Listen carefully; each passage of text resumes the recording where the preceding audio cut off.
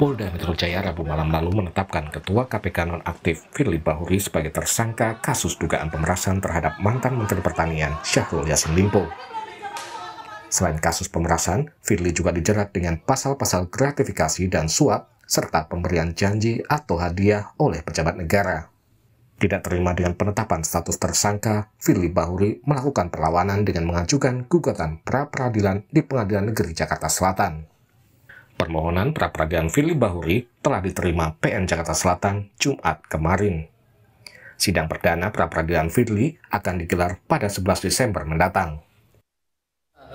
Pada hari Jumat, tanggal 24 November 2023, Kepaniteraan Pengadilan Negeri Jakarta Selatan, Kepaniteraan Pidana, telah menerima permohonan pra-peradilan dari pemohon atas nama Firly Bahuri. Oleh Ketua Pengadilan Negeri Jakarta Selatan telah ditunjuk hakim tunggal yang akan menangani perkara pra-peradilan tersebut, yaitu Ibu Emelda Herawati SMH, dan hakim tunggal yang telah ditunjuk tersebut telah menetapkan hari sidang pertama, yaitu pada hari Senin tanggal 11 Desember. Sebelumnya, pihak Firly Bahuri menilai penetapan status tersangka terkesan dipaksakan oleh Polda Metro Jaya. Menurut pengacara Firly, Polda Metro Jaya juga tidak mengungkap bukti-bukti dalam kasus Firly Bahuri ini. Tentu penetapan ini juga mengagetkan kami ya. Terkesan sangat dipaksakan oleh pihak penyidik Polda, karena pada pemeriksaan tanggal 16 November kemarin, materi yang ditanyakan oleh penyidik Polda kepada beliau itu belum bicara pada substansi yang dituduhkan ya. Alat bukti yang diperlihatkan kepada kami tidak ada satu pun sebenarnya. Seperti alat bukti katanya ada 2 mobil yang disita, ada uang bukti gitu. Uang siapa? Penukaran uang. Itu pertanyaan kami. Uang yang nilainya cukup fantastik, 7,4 miliar gitu. Ya. Itu uang siapa dan dari mana asalnya? Oke. Itu jadi pertanyaan kami ya selaku PH-nya Pak Firly. Sementara itu, Polda Metro Jaya menyatakan siap menghadapi gugatan pra-peradilan yang diajukan Firly Bahuri. Kapolda Metro Jaya Irjen Karyoto menyatakan gugatan pra-peradilan merupakan hak tersangka. Itu kan hak yang ditetapkan tersangka, silakan aja dan sah-sah saja. Okay? Apakah dari pihak Kapolda sudah menyiapkan tim pengacara atau bagaimana gitu Pak? Secara organisasi kita lengkap semuanya. Polda Metro Jaya juga menegaskan penyidik telah bertindak profesional, transparan, dan akuntabel di kasus ini. Polisi juga mengklaim memiliki bukti-bukti terkait pertemuan dan penyerahan uang di kasus Firly Bahuri. Maupun kuasa hukumnya, pada prinsipnya bahwa penyidik akan profesional, transparan, maupun akuntabel dalam melaksanakan penyidikan yang dilakukan. Tapi pada prinsipnya dalam penyidikan dugaan tindak pidana korupsi yang terjadi, setidaknya kami dari tim penyidik menemukan fakta penyidikan terjadi beberapa kali pertemuan dan yang diduga penyerahan uang. Ya. Firly Bahuri saat ini telah diberhentikan sementara dari jabatan Ketua KPK. Presiden Joko Widodo telah menunjuk Nawawi Pomolango sebagai Ketua sementara KPK. Selain akan memeriksa Firly sebagai tersangka, Polda Metro Jaya akan memeriksa 4 pimpinan KPK terkait kasus Firly Bahuri pekan depan. Tim Liputan, Kompas TV.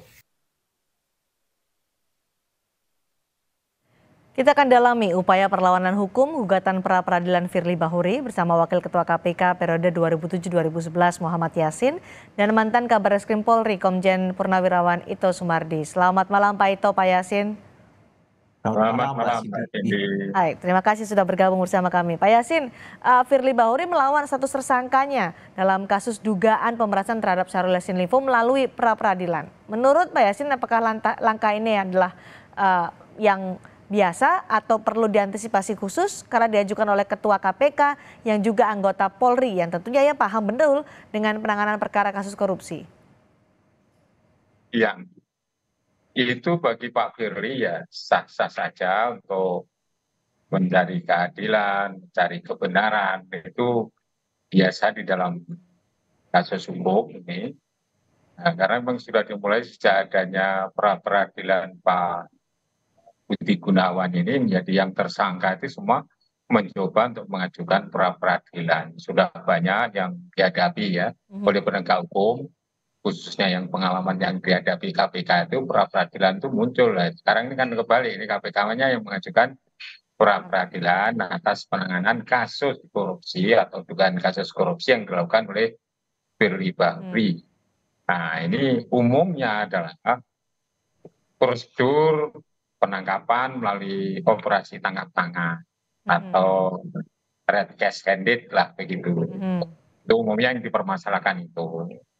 Atau menduga lemahnya bukti-bukti yang dikumpulkan untuk bisa menjerat, yaitu mengarah kepada bukti permulaan yang cukup itu yang dianggap lemah oleh Firly kalau dalam pantauan kami sementara itu seperti itu, sehingga dia perlu melakukan pra-peradilan untuk itu. Walaupun skop dari pra-peradilan itu sendiri sebenarnya sudah dikunci di pasal 77 KUHP bahwa pra-peradilan itu yaitu untuk memeriksa misalnya saja apakah sah atau tidak. Ini misalnya penangkapan, penahanan, kemudian penghentian penyidikan, penghentian penuntutan, dan juga termasuk rehabilitasi, apa itu namanya, termasuk tentang ganti rugi yang dilakukan itu lingkupnya dikunci di situ di pasal KUHP itu.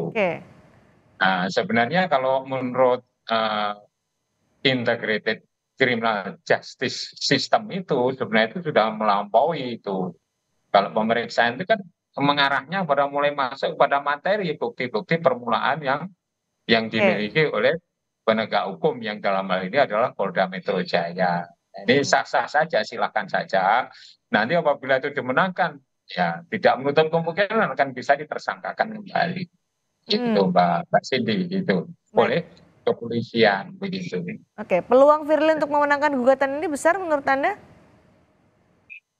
Saya kira kalau dari bukti yang dikumpulkan oleh penyidik Polda Metro Jaya itu, kalau menurut hemat saya, kebetulan saya kan juga terlibat menjadi saksi ahli di dalam penanganan ini. Saya kira sudah cukup profesional dan buktinya juga berlapis, malah dimulai juga dugaan untuk melakukan pelanggaran terhadap pasal 65 Yunto 36 Undang-Undang 30 tahun 2002, yaitu pertemuan dengan orang yang ada hubungannya dengan dengan perkara korupsi yang ditangani oleh penegak hukum. Dalam ini adalah yaitu antara Yassin Limpo dengan Firly. Begitu Mbak Cindy. Baik.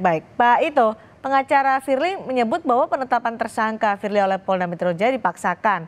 Tidak ada bukti-bukti yang kuat untuk penetapan tersangka Firly Bahuri ini. Menurut Anda apakah proses penetapan tersangka oleh penyidik Polda Metro Jaya sudah sesuai dengan prosedur menurut Anda? Ya, menurut saya demikian Mbak Sidia, bahwa seorang penyidik itu tentunya tetap harus mengedepankan azas praduga tak bersalah, kemudian tapi juga menerapkan azas kehati-hatian. Apalagi yang bersangkutan adalah keluarga besar Polri, petinggi daripada lembaga anti rasuah. Nah, di sini tentunya tidak sembarangan ya. Ini kan dia kan yang bersangkutan itu adalah merupakan keluarga besar dari Polri juga. Jadi penetapan daripada saudara FB ini menjadi tersangka itu tentunya penyidik sudah memiliki keyakinan unsur-unsur pidana sudah terpenuhi berdasarkan dari alat bukti maupun pemeriksaan saksi-saksi, yaitu hak daripada FB untuk mengajukan pra-peradilan tentunya dalam hal error in persona, yaitu orang yang dianggap keliru dalam untuk diperiksa. Tapi saya kira yang dilakukan oleh rekan-rekan penyidik Polda Metro Jaya sudah sangat hati-hati dan sudah memeriksa sekian puluh saksi, alat buktinya juga sudah ada, tinggal nanti bagaimana di proses peradilan mereka untuk beradu argumentasi. Ya, tapi kalau menurut saya, penilaian saya kira-kira mungkin apa yang sudah dilakukan Polda Metro Jaya sudah betul-betul sesuai dengan norma dan fakta-fakta yang ada. Demikian, Mbak. Baik, sudah sesuai norma dan fakta-fakta yang ada, tapi kan pra-peradilan tetap dilayangkan oleh Firly Bahuri. Bagaimana biasanya Polri menghadapi gugatan seperti ini? Ini adalah case khusus ya, karena yang mengajukan adalah anggota Polri juga. Apa yang harus disiapkan oleh polisi menghadapi ini, Pak Ito? Ya, saya luruskan dulu bahwa status Pak FB itu sudah purnawirawan ya, Mbak. Purnawirawan, betul ya, baik. Ya. Termasuk keluarga ya, masih keluarga Polri saja begitu ya, baik. Polri. Baik. Ya tentunya Polri juga penyidik Polda Metro sudah siap ya, mereka sudah siap. Dan ini kan menuntut rasa keadilan masyarakat ya, bukan hanya internal Polri. Dan ini menunjukkan bahwa Polri betul-betul serius, siapapun yang terlibat, itu kita mengedepankan azas equality before the law ya, siapapun juga harus memiliki persamaan di muka hukum. Oke, baik. Pak Yasin, selain setelah Firly ditetapkan sebagai tersangka, kemudian penyidik Polda Metro Jaya masih akan memeriksa sejumlah saksi, diantaranya adalah 4 pimpinan KPK. Menurut Pak Yasin, apa sih yang sebenarnya digali dari penyidik, dari pimpinan KPK ini? Ya, jadi informasi yang saya terima itu bahwa ada beberapa hal yang memang barang buktinya itu sudah dikumpulkan oleh pihak penyidik Polda Metro Jaya. Tapi kan nanti kan akan diungkapkan khususnya ya apabila Pak Firly-nya itu sudah di pengadilan tipikor, nanti kan bisa saja ya itu semuanya diungkapkan dan penyidik sudah memulai untuk melakukan suatu klarifikasi terhadap pimpinan yang lainnya gitu kan, nggak menutup kemungkinan bahwa ini ada keterlibatan yang lain sesuai dengan fakta-fakta baru atau hukum berdasarkan pengembangan penyidikan itu Mbak Cindy. Tidak menutup kemungkinan akan ada pimpinan lain begitu ya? Keterlibatan pimpinan lain Pak Yasin? Pimpinan lain tergantung pada kembali lagi pada profesionalitas penyidik di Polda Metro Jaya serta di penyidik Barreskrim tersebut gitu ya. Kalau tidak menutup kemungkinan ada keterlibatan pimpinan lain di KPK, apakah pertemuan antara Firly Bahuri dan Syahrul Yassin Limpo ini bisa jadi diketahui juga oleh pimpinan KPK yang lain? Iya, memang dugaannya seperti itu. Biasanya apabila seseorang pimpinan ini kan kolektif kolegial ini kan 5. Sehingga apabila ada kecenderungan misalnya pimpinan lain itu masuk ke dalam wilayah yang melanggar hukum atau melanggar kode etik dulu, itu yang lain itu memperingatkan. Nah ini kan tidak ada satupun yang memperingatkan. Ini kan bisa saja ini spekulasi dari masyarakat bahwa wah ini sudah diketahui yang lain kok ada pembiaran seperti ini. Ya pengalaman kami kalau ada misalnya rencana pertemuan dari salah satu pimpinan itu biasanya melaporkan atau minta izin kepada pimpinan lain atas rencana pertemuan tersebut. Pimpinan lain yang sedang concern mengetahui bahwa orang ini apakah ada hubungannya dengan kasus yang sedang ditangani, kasus korupsi yang ditangani oleh KPK atau tidak, itu biasanya memperingatkan. Misalnya saya mau ketemu si A, pimpinan yang lain mengingatkan atas permintaan izin saya mau ketemu ini. Ada masalah enggak orang ini? Oh jangan Pak Yasin, kita ya enggak jadi ketemu. Baik. Nah, di dalam kasus ini kan enggak ada yang seperti itu, yang istilahnya dari pimpinannya itu akan ditanya juga. Lapor atau tidak, tahu atau tidak. Nanti dalam pemeriksaan berikut ini kita tunggu aja nih Mbak Cindy seperti itu. Kalau ada pembiaran, apakah itu masuk pada pelanggaran etik atau pelanggaran pidana? Pelanggaran etik dulu dalam kode etiknya itu memang pimpinan itu akan memberitahu lah kalau dikatakan tidak boleh minta izin ya, memberitahu kepada pimpinan yang lain tentang suatu hal yang berkaitan dengan rencana pertemuan dari salah satu seorang pimpinan itu dengan pihak lain. Nah, kita ini kan sangat soliter, yaitu mengikat diri selama periode kita ini dipercaya untuk menjadi pimpinan itu tidak harus ketemu sana melalui medium olahraga atau apapun itu kita batasi. Bahkan olahraga permainan itu seperti dilarang lah.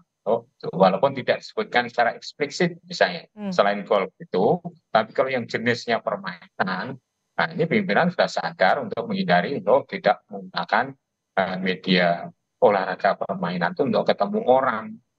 Begitu Mbak Cindy. Baik, kan Firly Bahuri sudah diberhentikan sementara, akses di KPK sudah diputus atau ditutup, tapi masih diperbolehkan untuk ngantor di KPK. Apakah ini perlukah kita khawatir akan ada intervensi dari Firly Bahuri terkait dengan kasus ini, karena 4 pimpinan KPK lainnya juga akan diperiksa oleh polisi pada pekan depan. Intervensi dari Firly masihkah bisa dilakukan?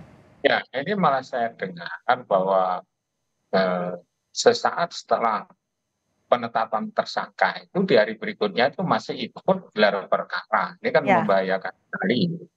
Gelar perkara yang biasa dilakukan oleh pimpinan KPK dengan tim penyelidik, penyidik dan penuntut umum itu biasa dilakukan setiap hari itu seperti itulah. Kalau dia masuk sedang posisinya tersangka, ini memang harus dari penegak hukum yang menyatakan dia tersangka itu segera melakukan tindakan penahanan sehingga dia tidak menghilangkan barang bukti atau tidak melakukan pengaruh sana ke sini atau pergi di luar jangkauan dari penyidik, misalnya pergi ke luar negeri kan sudah dikeluarkan tuh surat untuk.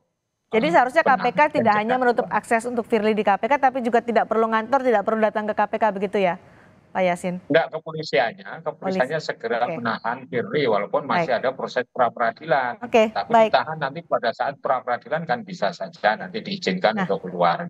Baik, Pak Ito, perlukah Firly ditahan seperti disebutkan oleh Pak Yasin tadi? Ya memang di dalam aturan hukum pidana disebutkan seseorang dapat ditahan ya Mbak ya. Itu dapat berarti juga tidak mutlak. Nah, itu tentunya dengan pertimbangan subjektif daripada penyidik.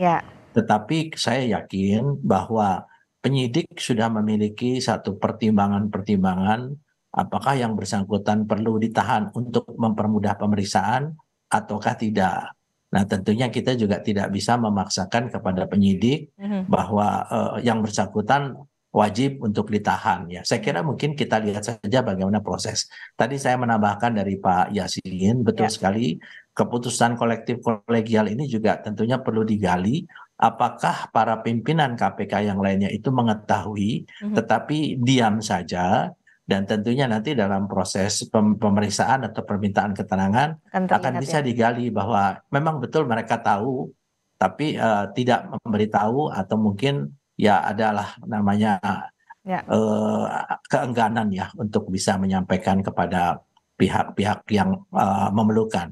Demikian, Mbak. Oke. Jadi masih sesuai dengan pertimbangan subjektif penyidik ya, apakah ditahan atau tidak, tapi supaya untuk menghindarkan intervensi itu Pak Yasin menyatakan lebih baik ditahan. Nanti kita akan lihat bagaimana perkembangan atau dinamikanya dalam proses hukum selanjutnya. Terima kasih Pak Yasin, terima kasih juga Pak Ito Sumardi sudah bergabung bersama kami di Sapa Indonesia Malam. Terima kasih.